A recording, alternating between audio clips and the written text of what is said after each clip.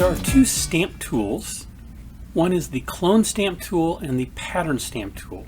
The clone stamp allows us to sample from the existing image and clone that portion of the image in another area of the image. The pattern stamp tool allows us to paint with a pattern that has been predefined, and we can select from groupings of patterns. Let's take a look at the clone stamp tool. In this image, I want to add another seagull down here. I'm going to duplicate this seagull in this area. So with the clone stamp tool, I'm going to go to a portion of the goal, and I'm going to start with the beak, but I can start anywhere I want. I'm going to hold down the Alt key or Option key on the Mac and click to sample that area. Then I'm going to come down to where I want to place the goal and just simply begin to paint, and we'll duplicate in the pixels from the sampled area. So then I want to duplicate this goal on the very edge. Here I'm going to start from the beak. I'm going to start from the beak again. I'm going to Alt click on the beak or Option click on the Mac, and we'll start this goal right at the edge. So there we've added in some goals. Notice in the options bar we can change opacity, we can change the blending mode, and we can even sample from different layers if we have multiple layers. The pattern stamp tool allows me on the options bar to select from an existing pattern.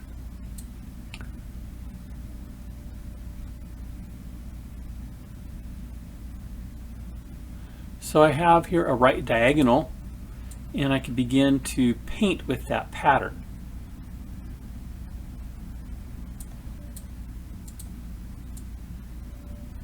Another pattern I can choose from.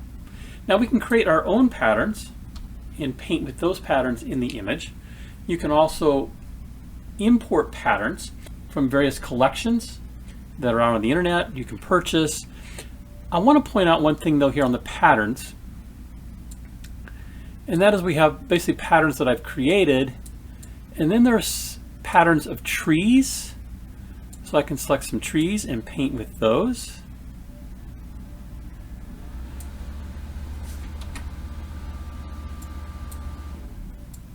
There's a grouping of grass.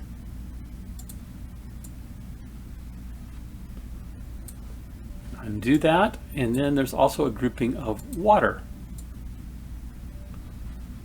I'm not quite sure if that really looks like water to me. It wasn't what I would hope to find to enhance this image.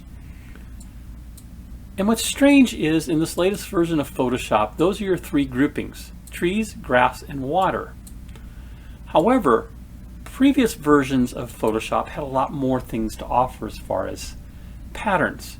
There's also some more patterns here that I've created. I'm going to undo that. Let me show you can add in the patterns from the previous versions of Photoshop that we refer to as legacy patterns. And the way to do that currently is to go to the window menu and bring up the patterns palette. Looks like what we have here, and I can actually stretch this out and make it wider or elongate it. But I want to point out that there's a flyout menu here, and at the bottom is the Legacy Patterns and More. I'm going to select that, and it's going to add a folder here for Legacy Patterns and More. And if I expand that, we've got 2019 patterns and the legacy patterns. Under the 2019, we have some more textures as far as dirt, stone, wood, gravel, and rust. And under the legacy patterns, we have the default patterns, artist brushes, and canvas. We have artist surfaces, color paper, erodible textures, grayscale paper, legacy patterns, nature patterns. So a whole lot more different patterns that we can choose from here. Now let me show you how you can also create your own patterns. I'm going to move this out of the way and just simply collapse it. So I want to basically, let's say, create this pattern of the sky. So I'm going to take the rectangular marquee tool. I'm just going to create a square. And I'm going to go to the Edit menu and choose Define Pattern. I can give it a name. I'm going to call it Light Sky. I'll deselect, Control D, and then take my pattern, my stamp pattern tool, and let's select that new sky. It's added at the bottom, and now I can paint with that sky. In fact, I'm going to take a little bit larger brush, and I can get rid of the bridge and the hand below. Do one more. I'm going to capture this seagull here. Go to the Edit menu. Again, choose Define Pattern. I'm just going to call it Goal 1. And I'm going to add a new layer. So I'm going to paint on this new layer.